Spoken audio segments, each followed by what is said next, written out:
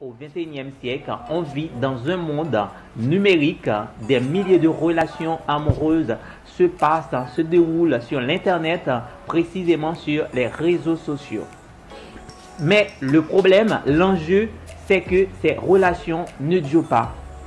Si vous avez une aventure à distance, soit votre époux, épouse, votre copain, copine ne vit pas ou ne vit plus dans le même pays que vous, alors il est nécessaire de savoir comment réussir une relation à distance.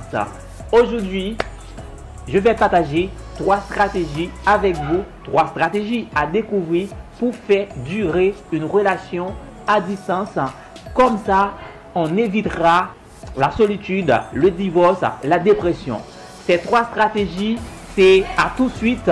N'oubliez pas de vous abonner. La première stratégie, il faut maîtriser le décalage des heures, le décalage horaire ou prédit les fuseaux horaires. Vous avez besoin d'une idée sur les fuseaux horaires parce que tous les pays ne se trouvent pas dans le même fuseau horaire.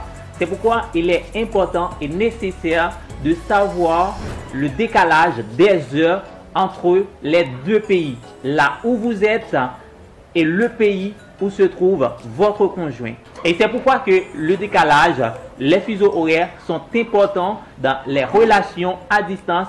Il faut avoir une maîtrise de ces fuseaux horaires afin d'éviter de déranger les gens, de déranger votre conjoint pendant ou essayer de l'appeler pendant qu'il est très fatigué. Si vous maîtrisez cette stratégie, je vous assure, ça commence à vous donner un petit plus à la réussite de votre relation. La deuxième stratégie, c'est que vous devez utiliser beaucoup plus d'images dans vos discussions. Utilisez beaucoup plus d'images dans vos discussions. Ça, c'est la deuxième stratégie. Parfois, on dit une image vaut 1000 mots. Alors, prenez toujours des photos après avoir fait belle, fait beau et demandez à votre conjoint son avis sur votre habit, sur votre look. Et si vous savourez un plat délicieux, partagez ce plat avec votre conjoint qui est à distance par image. Et je vous assure, ça va lui faire du bien. Ça va lui faire du bien énormément. Et ensuite, si vous partez dans des endroits, pour des endroits magnifiques, si vous allez visiter des espaces extraordinaires, si vous allez dans des endroits merveilleux, si vous promenez, et n'hésitez pas à partager ces moments avec votre conjoint, votre époux, votre épouse.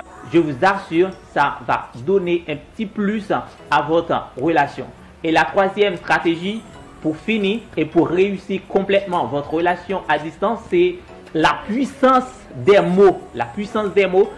Quand vous avez l'opportunité d'avoir votre conjoint ou votre épouse, je ne sais pas, en ligne en même temps que vous, que diriez-vous utiliser? Quels sont les mots que vous utilisez? Alors, le choix des mots est important.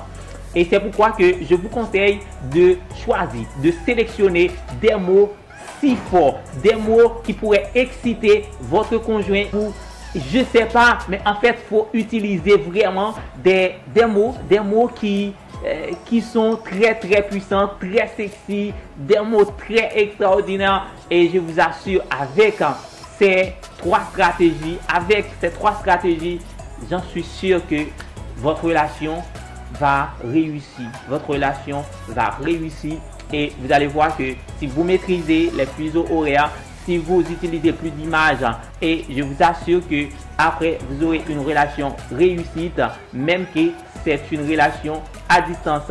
Et n'oubliez pas de vous abonner parce que je suis là pour vous apporter des conseils pour réussir presque tout. Et voilà, et n'oubliez pas, je suis Luçon Lucien, coach en développement personnel, mentor, entrepreneur. Et n'oubliez pas de vous abonner et de rester connecté avec moi. Et je vous assure que vous n'allez pas regretter.